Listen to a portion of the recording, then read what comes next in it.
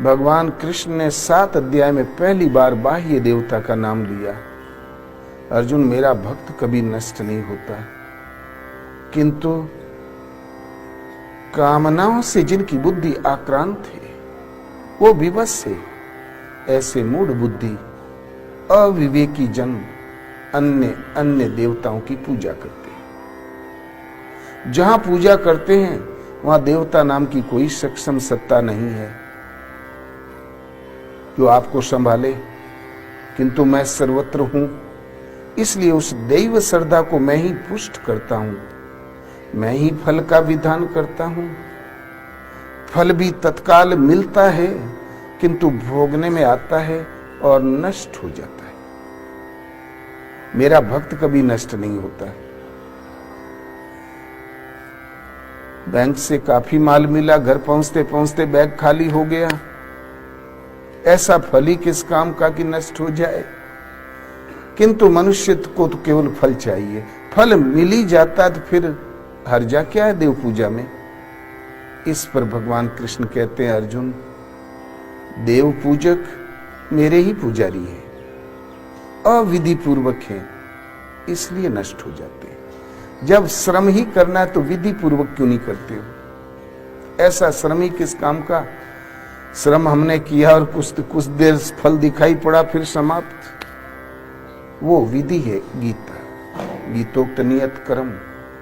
एक परमात्मा जो सत्य है, नित्य है, शाश्वत है, सिवाय आत्मा के किसी का अस्तित्व नहीं। उन जिसका अस्तित्व है उन परमात्मा की शरण श्रद्धा भाव से जहां समर्पण किया तो भगवान को वैकुंठ से भाग के नहीं आना पड़ता। सबके उरे अंदर बसत जानत भाव को भाव, हृदय से ही वो आपके भाव को जानते हैं। हम संकल्प बाद में करते हैं, वो पहले जानते हैं, उनसे कुछ छिपा नहीं। तुरंत जहां श्रद्धा से डोरी लगी तो सार संभाल करने लगेंगे, आत्मा से ही जागृत होकर प्रेरणा देने लगेंगे। आप पाओगे कि हमारे पीछे कोई लगा है रक्षक के रूप में। उन प्रभु को पुकारे ऐसा कोई ओम अथवा राम, 2-2.5 अक्षर के नाम का जाप, चलते फिरते उठते बैठते खाते पीते शौच जाते पानी पीते, जीवन के हर मोड़ पर जब तक सचेत हो नाम याद आया करे, स्मरण बना रहे। सुबह शाम बैठ के आधा घंटा समय अवश्य देना चाहिए, 20 मिनट दो, जिससे कि इस श्रद्धा ये पटरी चिंतन की विस्मृत न हो जाए। वज्र पड़े कोई लाशी पड़ी हो तो 10 मिनट दो, 5 मिनट दो, लेकिन अवश्य समय दो, नियम खंडित न हो। तो भगवान जानते हैं जीव मुझे पुकार रहा है, ये भी जानते हैं इसकी आवश्यकता क्या है, वो देंगे। ये भी जानते हैं इसका कल्याण किसमें है। जब स्तर उठ जाएगा तो वही करेंगे जिसमें इस जीव का हित है, परम कल्याण है।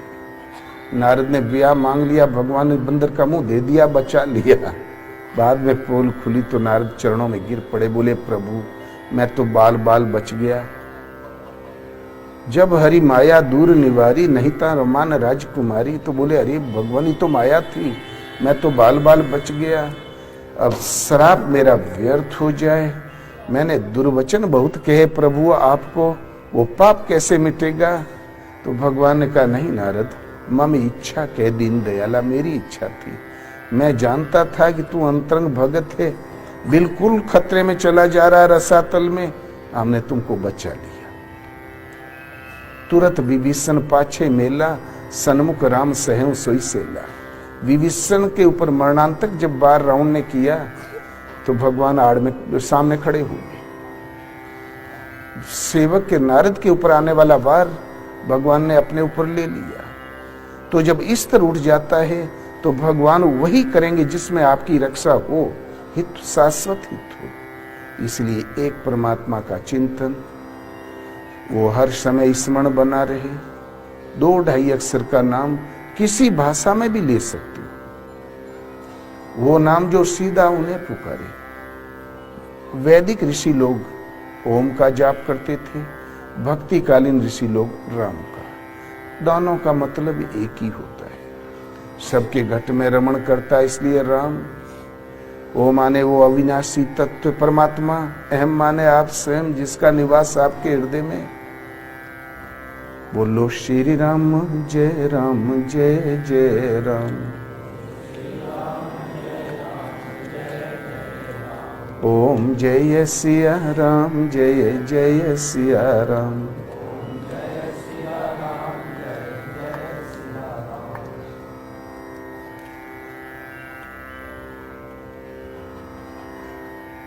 एक यादवों का गांव था।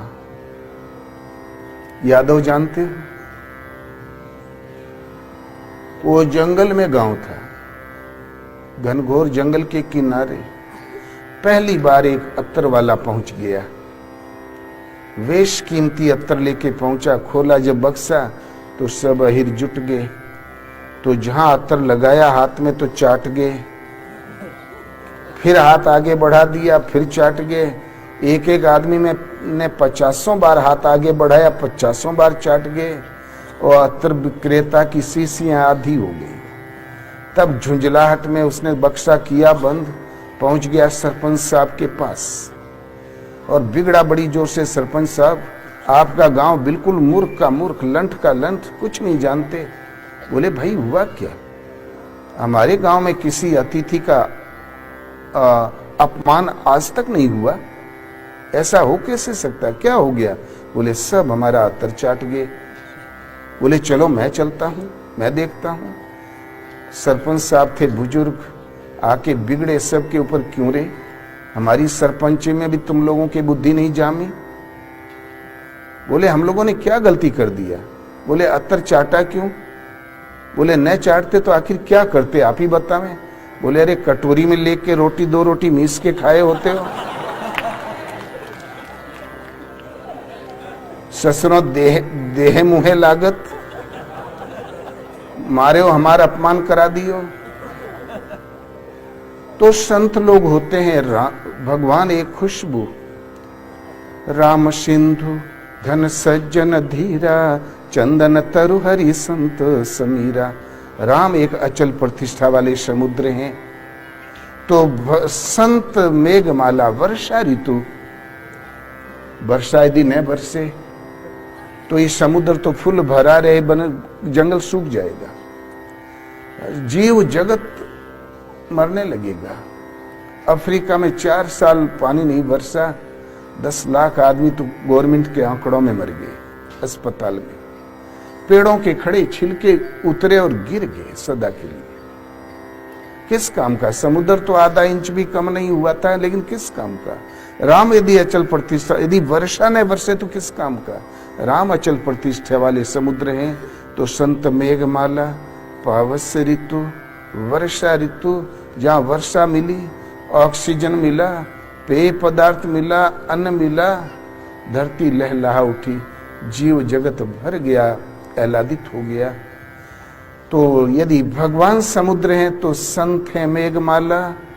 भगवान यदि खुश चंदन का वृक्ष है तो संत है समीर। चंदन के वृक्ष में जहां चंदन वन है, इतनी खुशबू होती है, यदि उसका स्पर्श करके हवा चले तो पूरा वन प्रांत, वनस्पति जगत, पूरा जंगल चंदन हो जाएगा। और हवा स्पर्श करके न चले तो पास वाला पेड़ भी बबूल है तो बबूल ही रहेगा। तो यदि वो भगवान एक खुशबू, चंदन तरु, तो संत समीर, उसका स्पर्श करके जिधर बह गई, वही पूरा जनमानस भगवान की खुशबू से भर जाता है। तो ये संत लोग अत्तर वाले विक्रेता हैं, भगवान की खुशबू वितरण करते हैं, लेकिन सब चाट जाते हैं। भगवान पहले बिटिया का बिया हो जाए, फिर बिटुआ का बिया हो जाए। चाटने वालों की संख्या कुछ ज्यादा है। मांगो। भगवान कृष्ण कहते हैं मुझे नियत विधि से बचकर आर्त अर्थार्थी जिज्ञासु ज्ञानी 4 प्रकार के भक्त बसते हैं। चारों उदार हैं। क्या भगवान को पूजा कराने की जरूरत थी जो हमने कुछ उदारता कर दी? कारण कि वो अपने आत्मा के पथ पर हैं, अपने स्वरूप की ओर उन्मुख हैं, इसलिए उदार हैं। जिससे मांगना चाहिए उससे मांग रहे हैं, इसलिए उदार हैं। आर्त माने दुख निवारण, अर्थार्थी धन धान्य पुत्र इत्यादि समृद्धि चाहने वाले, जिज्ञासु मूलते सत्य है क्या जानने की इच्छा वाले, और ज्ञानी अनेक जन्म भजन के परिणाम जो प्राप्ति वाला जन्म है वो ज्ञानी भक्त मेरा स्वरूप है, मैं उसमें हूं और वो मुझ में है। केवल्य पद, अनामय स्थिति चाहने वाले। 4 से 5वीं चाह तो मनुष्य में होती ही नहीं। चारों उदार हैं, क्योंकि जिससे मांगना चाहिए उससे मांग रहा है, तो वस्तु भी मिलेगी और मोक्ष भी। मुझे मांगकर बहुत से इतने मांगने वालों का भी इच्छा बड़ी अथाह होती है। बहुत से मुझे नियत विधि से भजकर स्वर्ग की कामना करते हैं, मैं देता हूं। तेतम भुक्त्वा स्वर्ग लोकम विशालम क्षीणे पुण्य मृत लोकम विशंति। वो विशाल स्वर्ग लोक का उपभोग करते हैं, नहीं मुझसे स्वर्ग की कामना करते हैं, मैं देता हूं। विशाल स्वर्ग लोक का उपभोग करते हैं, इंद्र पद को विभूषित करते हैं, पुण्य क्षीण हो जाने पर वहीं गिर जाते हैं जहां से चलना आरंभ किया था। फिर कंगाल का कंगाल, फिर भूखा का भूखा। स्वर्ग तो नीचे से खिसक गया आगे फुटपाथ पर, आजकल के नेता वालों की तरह। गद्दी गई तो फिर क्या, स्वर्ग अवश्य चला जाएगा, क्योंकि नश्वर ही तो था, वो तो शाश्वत होगा नहीं। उसकी आयु है, तब तक आपको टिकना पड़ेगा। स्वर्ग की आयु खत्म, क्षीणे पुण्य मृत लोकम विशंति। पुण्य क्षीण हुआ तो फिर मृतलोक में स्वर्ग अवश्य चला गया, किंतु उस भक्त का कभी विनाश नहीं होगा। मेरे पथ में बीज का नाश नहीं, आरंभ का नाश नहीं। श्वास के रहते रहते गीतोक्त भगवान की वाणी समझकर 4 कदम रखते बन गया इस पथ पर, आपका कभी विनाश नहीं होगा। अगले जन्म में 5वां ही कदम उठेगा और आगे पड़ेगा। कुछ एक जन्मों के अंतराल से अपने को वहां पाओगे जिसका नाम परम गति है, परम धाम है, जो भगवान का अविनाश भगवत स्वरूप है।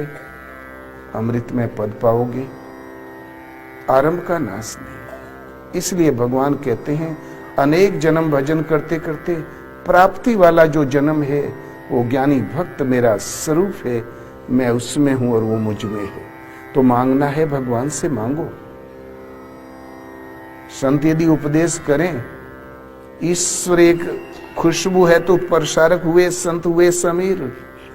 उस खुशबू जब मिले भगवान की कुछ, तो भगवान से मांग लो। दुख निवारण मांगो, धन धान्य समृद्धि मांगो, जिज्ञासु बनो, केवल्य पद मांगो, स्वर्ग मांगो। ये सब उदार है, क्योंकि वो अपने आत्मा के पथ पर अग्रसर है, इसलिए उदार है। इसलिए मांगना है तो भगवान से मांगो। दूसरों के पास है ही नहीं तो देंगे क्या। और देवताओं पर आपत्ति आ गई तो कौशल्या ने मांगा था कि राम का राज्याभिषेक, दशरथ मर गए, राम का हो गया वनवास बेदव्य मुनाफे में। कुछ समझ में नहीं आता। इसलिए आशीर्वाद सबसे लो, सब मंदिरों में जाओ, आगे वाली सीढ़ी जब पकड़ में आ जाए तो भजन एक परमात्मा का ही आपको करना है। और जब तक न समझ में आवे तब तक तो सीता जी भी अगरबत्ती घुमा रही थी, हम घुमाते तो कौन बड़ी बात। हमें चिंता हुई कि भजन किसका करें, तो मार्केट में गए तो एक फोटो देखा विराट स्वरूप, तो 1 पौन घंटा देखा चुपचाप। कहीं भैंसे पर कोई देवता बैठा है, कोई शेर पर बैठा है, कोई 4 मुंह, कोई 25 हाथ। हमने पूछा दुकानदार से कौन भगवान, बोले कृष्ण का विराट रूप। तब हमने आधा घंटा फिर देखा और पूछा कोई देवता बाहर तो नहीं है इसके, बोले हो भी नहीं सकता, इसके बाहर हो भी नहीं सकता। बस तुरंत उसको ले लिया। हमने मन ही मन सोचा अब एक ही अगरबत्ती में सब देवता खुश। और पूजा कैसा करे नहीं मालूम। मैया तूने जुल्म कर डाला, बन में बैठे सीताराम। ये गाना गावे, बंडल का बंडल अगरबत्ती जलावे, हो गई पूजा। वही पहुंच गए गुरु महाराज की शरण में, तो करीब 2.5 साल में ये रूढ़ी ने हमारा पिंड छोड़ा। तो आरंभिक कक्षा में ये सब है, किंतु सफलता सीता को जब मिली, एक परमात्मा की शरण। शास्त्र के अभाव में ही विकृतियां ज्यादा आ गई। जिस दिन से गीता घर घर में पहुंच जाएगी, सन्न देनो, आज जो 2 जन्म धक्का खा के जिस प्रभु का भजन करना है, वो आज ही से आप करने लग जाओगे। इसलिए गीता सबके पास होनी चाहिए। धर्म क्या है, भजन किसका करें, भजन कैसे करें, वर्ण क्या, कर्म क्या, संपूर्ण शंकाओं की समाधान के लिए यथार्थ गीता 3-4 आवृत्ति आपको करनी होगी, माताओं को करनी होगी, बच्चे अपने बस्ते में रखें और जिसकी समझ में आवे पास पड़ोस को दें। नहीं संदेह है न भविष्य में कभी होगा। ये भी जान जाओगे कि हम कौन है।